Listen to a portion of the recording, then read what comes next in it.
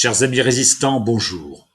Je m'adresse à vous aujourd'hui dans des circonstances différentes et nouvelles. Je dois tout d'abord rendre hommage à Isabella Lino qui, pendant 2 ans, dans des conditions extrêmement difficiles, m'a permis de réaliser ces vidéos. Je la remercie du fond du cœur. Je dois aujourd'hui commenter les résultats d'un sondage nouveau que la Sofres a réalisé en avril et qui concerne les Français et la chasse. Sondage publié le 27 avril. Ce sondage confirme toutes les autres enquêtes d'opinion, à savoir que 72% des Français souhaitent des dimanches sans chasse, que 68% des Français ont une mauvaise opinion de la chasse et demandent davantage de réglementation. Il y a 2 ans déjà, 80% des Français voulaient des dimanches sans chasse et 82% voulaient l'abolition de la chasse à courre. Eh bien pourtant, les élus sont sourds à cette aspiration populaire. La démocratie, voyez-vous, est bien malade. Les lobbies tiennent l'État. Les politiques sont des fossiles, des gens qui représentent un passé révolu, qui confondent le peuple avec la lie et que les gens méprisent de plus en plus. Constatons les faits.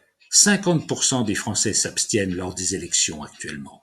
Et parmi ceux qui votent, une majorité rejette la classe politique actuelle en votant pour des mouvements de rupture.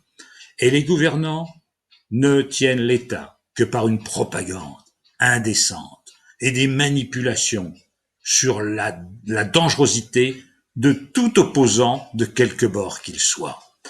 Eh bien, le monarque continuera à servir les intérêts de ses amis les chasseurs. Infime minorité qui font honte à ce pays. Voyez-vous, il faut continuer le combat. Il ne faut pas cesser de militer.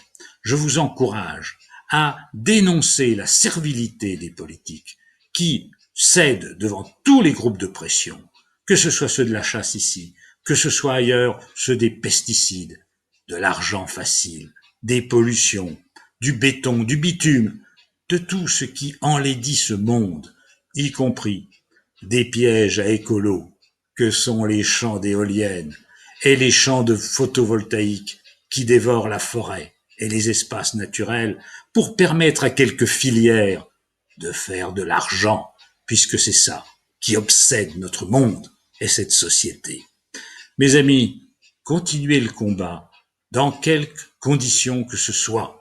Les temps sont difficiles, je le sais.